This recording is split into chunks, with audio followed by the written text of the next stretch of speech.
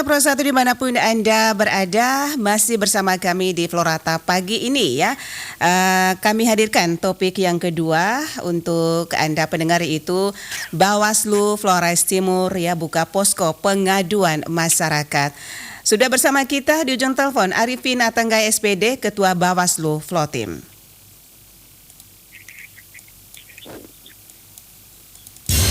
Pro 1, Kanal Inspirasi. Selamat pagi Pak Arifin. Ya, selamat pagi, Bung. Sudah di kantor atau masih di rumah? Ya, ini kebetulan lagi bertugas di Pulau Solor, jadi masih di Pulau Solor. Masih di Pulau Solor ya? Iya. Oke, ini bertugas terkait dengan agenda Bawaslu ya? Iya, betul, terkait dengan agenda Bawaslu.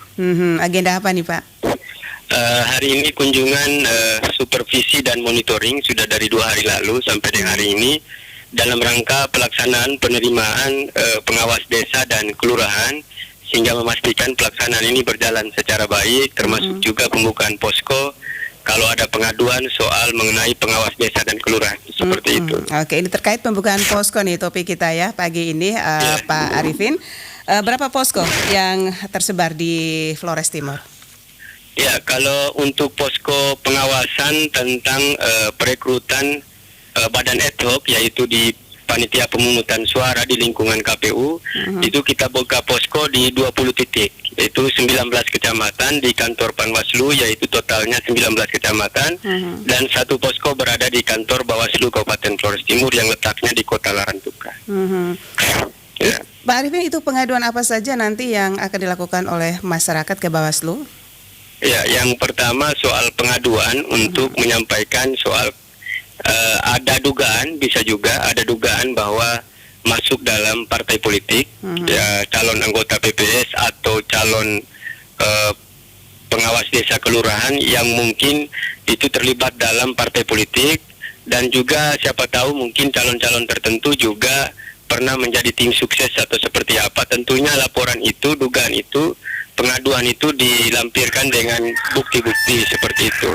Dan yang berikut lagi soal pengaduan itu bisa juga berupa bahwa yang bersangkutan sedang bekerja di tempat lain, tetapi itu tidak pada optimal karena mungkin saja yang bersangkutan juga sudah menyertakan surat izin dari atasan. Namun apapun yang diadukan kita akan berproses untuk menindaklanjuti seperti itu. Tentunya sesuai dengan prosedur yang ada. Ya, Pak Arifin, hingga saat ini apa sudah ada pengaduan dari masyarakat? Beberapa juga sudah ada pengaduan dari masyarakat, ada yang semisalnya menyampaikan bahwa ada calon di anggota panitia pengawas panitia pemungutan suara masih bekerja di misalnya menjadi guru ataupun aparat desa dan lain sebagainya. Di dalam aturan boleh itu diperbolehkan, tapi tentu dipastikan juga secara kerja penuh waktu itu jadi pertimbangan, sehingga ini kita berikan masukan kepada KPU dalam rangka memberikan pertimbangan. Namun untuk keputusan itu menjadi kewenangan dari Komisi Pemilihan Umum, seperti itu. Nah, bila ada pengaduan dari masyarakat, apa tindak lanjut berikutnya dari Bawaslu sendiri? Ya, nanti di posko 19 kecamatan ini kami membuka aduan.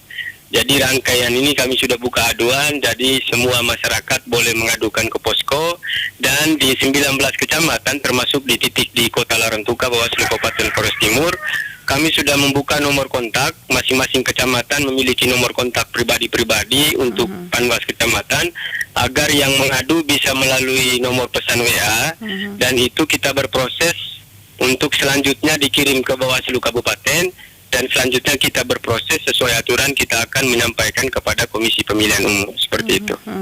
Jadi melalui aplikasi tertentu ya yang sudah diberikan oleh Bawaslu sendiri ya Pak Arifin ya? Iya, siap ya. Oke, ini terkait dengan disebarnya 19 posko ini sudah melakukan tatap muka dengan masyarakat, Pak Arifin? Iya. Ini kita tatap muka beberapa kali, kegiatan tatap muka juga kita sampaikan soal pengawasan ini. Jadi sebenarnya pengawasan ini karena kita memiliki sumber daya manusia yang terbatas dalam proses pengawasan, maka kita butuh peran aktif masyarakat untuk membantu kami dalam proses pengawasan, yaitu dengan cara menyampaikan ke posko dan juga bisa diadukan melalui call center yang mungkin yang sudah kami siapkan melalui nomor WA. Sehingga ada beberapa, sampai sekarang sudah beberapa kecamatan yang menyampaikan ke kami soal ada aduan masyarakat ke posko kecamatan dan sudah diteruskan ke kami. Nanti dalam waktu dekat kami akan rangkumkan dan akan kami kirimkan ke KPU Kabupaten Flores Timur. Baik. Ya, yang pasti antusias masyarakat untuk pengaduan ini sangat luar biasa ya. Iya, betul. Pada saat Sangat tatap luar muka. biasa. Itu diapresiasi. Baik. Oke, mungkin tanggapan masyarakat sendiri pada saat tatap muka seperti apa, Pak?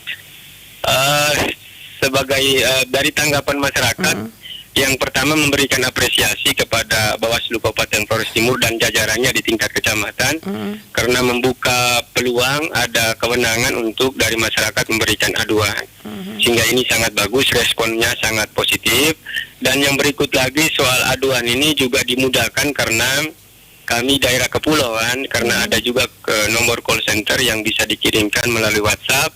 Dan kami sampaikan untuk juga bisa dikirimkan bukti-bukti, dilengkapi bukti-bukti untuk bisa diproses lebih lanjut.